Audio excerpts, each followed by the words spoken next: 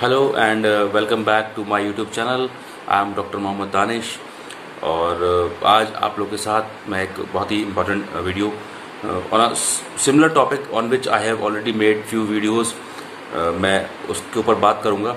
तो सबसे पहले तो मैं माफ़ी चाहता हूं कि मैंने 3-4 दिन का ब्रेक लिया और उसकी वजह मैं आपको बताऊंगा मैं क्यों आप लोगों के साथ एक वीडियो शेयर नहीं कर पाया। मैं 3-4 दिन बाद आज आप लोगों के साथ जो है वीडियो साझा कर रहा हूँ because I was busy in hospital due to some reason.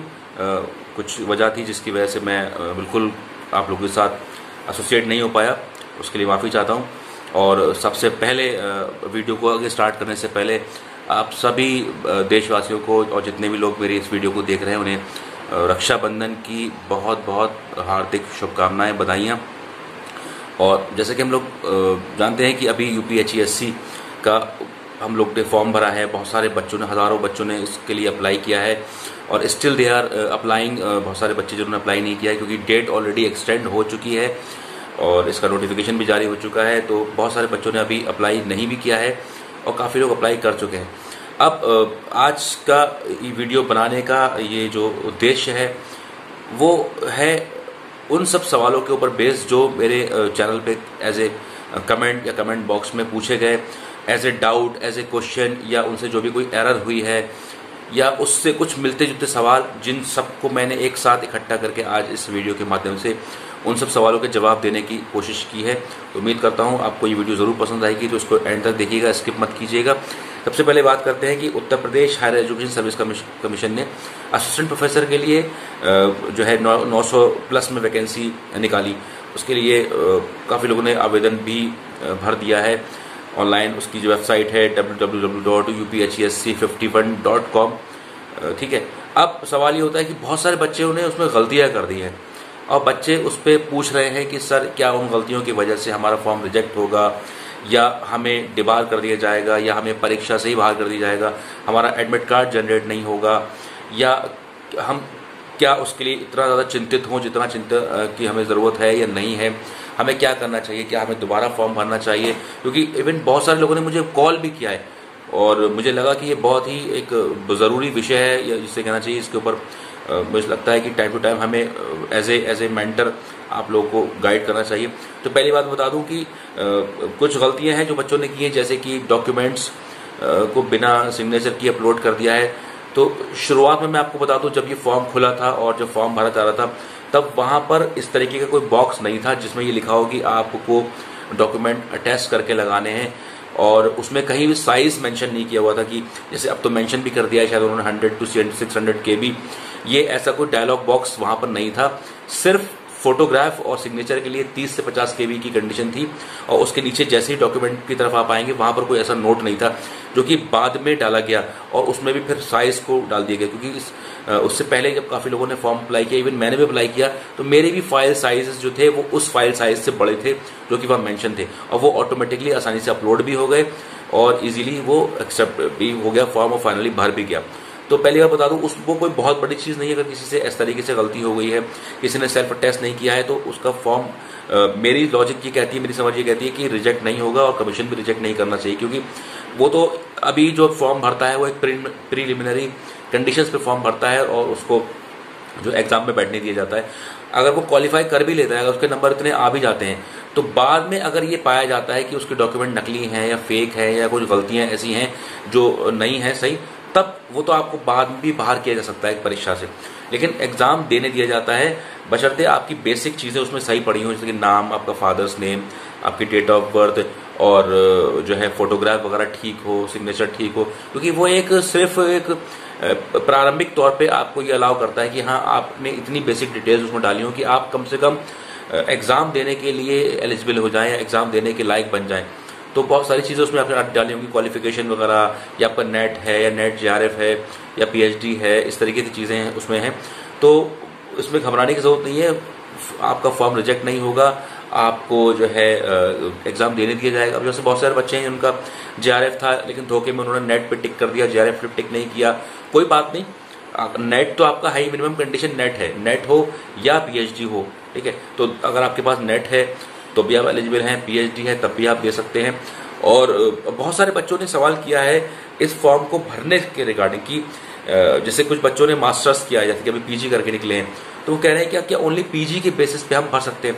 तो मैं आपको बता दूं साफ सीधी भाषा में, सिंपल पीजी के बेसिस पे यानी कि पोस्ट ग्रेजुएशन यानी कि स्नातकोत्तर डिग्री के बेसिस पे आप नहीं भर सकते। आपका यूजीसी नेट होना चाहिए या पीएचडी होना चाहिए, तभी आप भर पाएंगे आपके विषय विशेष में खास तौर पे, ठीक है। अगर उसमें लिखा हो कि आपके सब्जेक्ट में अगर नेट नहीं होता है तब आप उस कंडीशन में मान्य है, वो भी तब जब आपका पीएचडी हो, अदरवाइज बिना नेट के आप नहीं भर सकते। नेट हो या आपका पर पीएचडी हो, उसमें साफ साफ लिखा है। सिंपल जो है पीजी वाले उसमें फॉर्म नहीं भर सकते। किसी ने कहा कि हमारा पीएचडी है तो हम भर सकते हैं, बिल्कुल आप भर सकते हैं। पीएचडी वालों के लिए बिल्कुल अलाउ है, अगर आपका नेट नहीं तब भी आप भर सकते हैं, क्योंकि उसमें साफ साफ लिखा है या तो नेट हो और पीएचडी हो, ठीक है। और उसमें भी क्लॉज दे रखा था कि अगर आपका मास्टर्स जो है वो 1991 से पहले का हो और उस केस में आपकी पीएचडी 2009 के क्लॉजेस से आपने की हो, तब आपके नेट के ऊपर बाध्यता भी वो भी आपके ऊपर लागू नहीं होगी। तो ये एक जो चीज़ ये हो गई। उसके बाद अगर डॉक्यूमेंट आपने ओरिजिनल अपलोड कर दिए कोई दिक्कत नहीं है। अगर आपने फोटोकॉपी पे सिग्नेचर करके अपलोड कर दिए तब भी बेटर है। नहीं भी अपलोड किए तो कोई दिक्कत की बात नहीं है। उसमें जो है आपको डॉक्यूमेंट अपलोड होने चाहिए, उसमें फोटोकॉपी हो या ओरिजिनल हो, सिग्नेचर के साथ हो, ठीक है। तब भी सिग्नेचर के साथ नहीं हो तब भी वो फॉर्म एक्सेप्ट होगा, रिजेक्ट नहीं होगा, पहली चीज़। दूसरी चीज़ ये है कि साइज़ की बात दे रखी है। साइज़ की थोड़ी सी कंडीशन ये होती है क्योंकि उन्हें वहाँ पर डाउनलोड करना पड़ता है, तो कोशिश ये करिए कि उनके साइज़ में ही लीजिए। और अगर वो एक्सेप्ट कर ले रहा है, अगर आपने बड़े साइज़ का फाइल डाल दिया और एक्सेप्ट कर रहा है फॉर्म, इसका मतलब आपका फॉर्म सबमिट हो गया है। वो इसलिए होता है कि भाई उनके पास भी डेटा रखने के लिए कैपेसिटी होती है। लोग बड़ी बड़ी फाइलें कई जीबी की फाइल जो है एमबीएस की फाइल में वो अपलोड कर देते हैं, तो वो दिक्कत होती है। अदरवाइज अगर वो ले रहा है फॉर्म तो कोई दिक्कत की बात, आपका फॉर्म सबमिट हो गया। बहुत सारे बच्चे कह रहे हैं कि सर हमारे पास मैसेज नहीं आया, लेकिन अगर आपका फाइनल फॉर्म डाउनलोड हो रहा है तो इसका मतलब आपका फॉर्म सबमिट हो गया है। उस डाउनलोडेड कॉपी को अपने पास संभाल के रखिए, अपने मेल आईडी पर मेल पे ले लीजिए या उसकी एक पीडीएफ फाइल का प्रिंट निकाल के अपने पास रख लीजिए। कई बार ऐसा होता है कि आपके फ़ोन नंबर पर मैसेज नहीं आता है या अगर किसी ने ईमेल आईडी गलत डाल दी है तो कोई घबराने की बात नहीं है। बस उसमें यही होगा कि आपकी ईमेल आईडी पे मेल नहीं आएगा, कम्युनिकेशन नहीं हो पाएगी। बस आपको टाइम टू टाइम ये देखना पड़ेगा कि एडमिट कार्ड जारी हो रहे हैं या नहीं हो रहे हैं। तो आपका जो भी एप्लीकेशन नंबर है उसे आप डाल के चेक करेंगे तो आप उसमें देख सकते हैं। तो बिल्कुल घबराने की या चिंता की जरूरत नहीं है। आप बस ये देखिए कि तैयारी आप स्टार्ट कर दिए, तैयारी में जुट जाइए। जिन्होंने भी फॉर्म भरा है, जिन्होंने नहीं भरा है तो अपना टाइम निकाल के फॉर्म भरिए, ये देखते हुए कि आपके सब्जेक्ट में जो है आपकी एलिजिबिलिटी बन रही है नहीं बन रही है, या आप जिस सब्जेक्ट में अप्लाई कर रहे हैं उसमें आप अप्लाई करने के लिए एलिजिबल हैं या नहीं है, वो सारी चीज़ें देखने की उसके बाद आप फौरन तैयारी में जुट जाइए, क्योंकि टाइम समय ज़्यादा नहीं मिलेगा। 3 से 4 महीने आप अमूमन तौर पर मांग के चलते हैं कि एग्ज़ाम में मिलना चाहिए, जो कि कमीशन देता है। तो 3 से 4 महीने में आप अपना जो भी स्ट्रैटेजी बना के जिस तरीके से भी आप पढ़ते आ रहे हैं या जो भी आपने तैयारी की है तो एक उसको फॉलो कीजिए। मार्केट से स्टैंडर्ड बुक्स लीजिए, जो कि अच्छे ऑथर्स की, अच्छे राइटर्स की, अच्छे पब्लिशर्स की बुक्स खरीदिए। बहुत सारे बच्चे मुझसे बुक्स के नाम पूछते हैं, तो पहली बात तो ये बता दूं, देखिए सब्जेक्ट स्पेसिफिक बुक्स होती है। कोई एक राइटर की, कोई एक ऑथर की बुक एक मतलब सारे विषयों में नहीं लगती। आपका क्या विषय है, आप जो भी जहाँ भी आप रहते हैं, इलाहाबाद में रहते हैं, प्रयागराज में रहते हैं, लखनऊ, कानपुर, जहाँ भी रहते हैं, दिल्ली रहते हैं, कहीं भी रहते हैं हिंदुस्तान के इस हिस्से में, तो वहाँ पर जहाँ पर भी कंपटीशन बुक हाउस है, जहाँ पर कंपटीशन के किताबें मिलती, वहाँ जाइए, वहाँ यूपीएचसीएससी की उनसे बुक्स मांगिए। जैसे यूपीएचसीएससी के लिए हमें अपने सब्जेक्ट के लिए, तो वो आपके सामने बुक्स दिखाएंगे। आप ये देखिए कि वो कौन सी बुक्स हैं जो आपके सिलेबस से मैच खा रही हैं या जिसमें कंटेंट अच्छा दे रखा है, वो बुक आप खरीदिए। इतनी तो समझ एक होती है जो असिस्टेंट प्रोफेसर के लिए अप्लाई करने जा रहा है या जो यूपीएचसीएससी देने जा रहा है, तो उसको इतनी तो समझ होनी चाहिए कि बुक का जजमेंट कैसे करें। मैं बुक के नाम बता दूंगा, लेकिन वो बुक सारे सब्जेक्ट्स के लिए एप्लीकेबल नहीं होगी। मैं कुछ सब्जेक्ट्स के लिए बता सकता हूँ, जैसे कॉमर्स हो गया, इकोनॉमिक्स हो गया, but I can't tell you regarding the all the subjects, because मुझे सारे सब्जेक्ट्स की नॉलेज, मतलब सब्जेक्ट बुक्स की नॉलेज नहीं है। मैं नहीं कह सकता कि आप ये राइटर की बुक्स पढ़ो, ये आपको जजमेंट करना पड़ेगा। लेकिन आप कोशिश करिए कि जो नेट के लिए बुक्स आती हैं, जो नेट जेआरएफ क्वालिफाई करने के लिए बुक्स आती हैं, वो आप प्रेफर करिए, वो आपके लिए बेटर है। क्योंकि पेपर का ऑलमोस्ट स्टैंडर्ड भी नेट जेआरएफ के लेवल का होता है, sometimes it goes up also, ऊपर भी चला जाता है। तो इस चीज़ का थोड़ा सा ध्यान रखिएगा। अदरवाइज बुक्स का कोई एक स्पेसिफिक स्टैंडर्ड नहीं है कि जो मैं बता दूं वही लें। बस ये है कि आप मार्केट में जाइए, एक्सप्लोर करिए, जो सिलेबस के अकॉर्डिंग जिसमें अच्छे क्वेश्चंस दे रखे हो, अच्छा कंटेंट हो, वो आप देखिए, ठीक है। वो आपको जज करना है और ये जिम्मेदारी आपको बनती है, ठीक है। तो इस तरीके से आप तैयारी कीजिए। फॉर्म को लेकर बिल्कुल घबराने की जरूरत नहीं है। और कोई भी अगर आप डाउट है आप मुझसे पूछिए। बहुत सारे डाउट्स बच्चों ने मुझसे पूछे हैं, मैं उनका जवाब नहीं दे पाया हूँ because I was out of the touch, because मैं हॉस्पिटल में किसी वजह से बिजी रहा, तो उसके लिए माफ़ी। और आगे से मैं कंटिन्यूसली आपके सामने, और बहुत जल्दी मैं आप लोगों के साथ एक लाइव सेशन भी करूंगा।